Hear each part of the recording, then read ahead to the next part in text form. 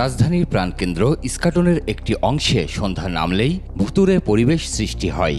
Road light না থাকায় কারওয়ান বাজার ও বাংলা মোটরের মাঝখানের লেকপাড়ের রাস্তাটিতে চলাচল করতে সাহস পান না সাধারণ লোকজন।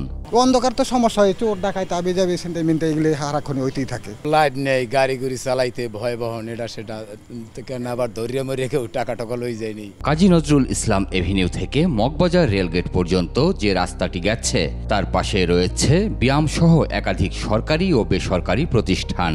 রাস্তা সংলগ্ন আবাসিক এলাকাটিতেও বসবাস করেন বিভিন্ন সরকারি কর্মকর্তারা।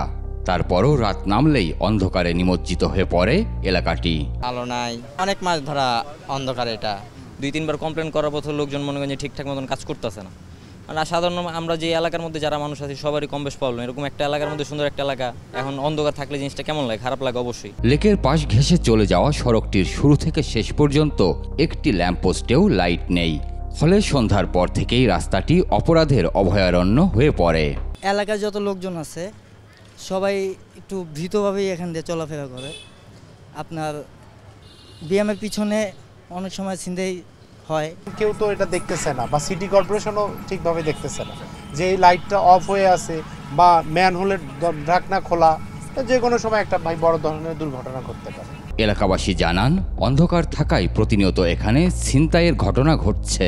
এতে করে সন্ধ্যার পর ভয়ে এই রাস্তা দিয়ে কেউ চলাচল করতে চায় না। এখানে প্রায়শই ছিনতাই হয় এবং মোবাইল, ঘড়ি, মানুষের টাকা পয়সা ছিনে নিয়ে যায় শুধু লাইটের অভাবে। এখানে কোনো পোস্ট ল্যাম্পের ব্যবস্থা নেই, ছিনতাই তো হবেই। রাস্তার একটি অংশে বড় গর্তের সৃষ্টি হওয়ায় প্রায় সময়ই সেখানে পানি জমে থাকে।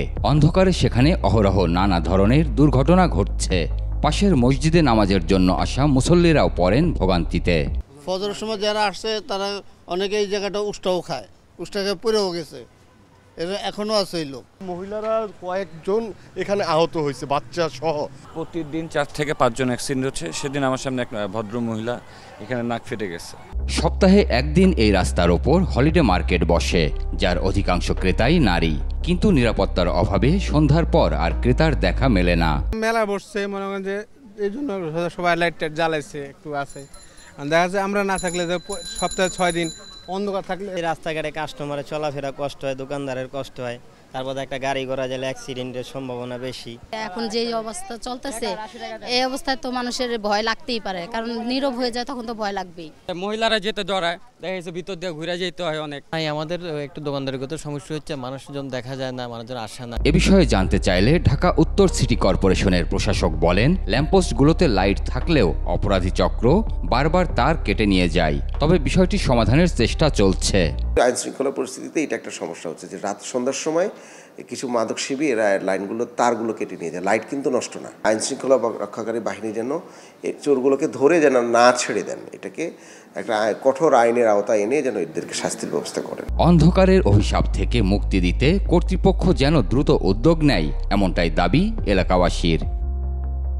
বাংলা মোটর থেকে মগবাজার রেলগেট পর্যন্ত লেকপাড়ের এই সড়কটির একটি ল্যাম্পপোস্টেও নেই লাইট। ফলে অন্ধকারের সুযোগ নিয়ে প্রতিনিয়তই ঘটছে ছিনতাইয়ের মতো ঘটনা। প্রিয় দর্শক, আপনাদের দুর্ভোগ দুর্দশার চিত্র তুলে ধরতে চাই 21 টেলিভিশন। আপনাদের যে কোনো ভোগান্তির কথা জানাতে ফোন করুন এই নম্বরে। তথ্য পাঠাতে পারেন হোয়াটসঅ্যাপ এবং ইমেইলেও। সঙ্গে থাকব আমি সঞ্জয় অধিকারী আর 21 টিম। সবসময় আপনাদের পাশে আছে 21 টেলিভিশন।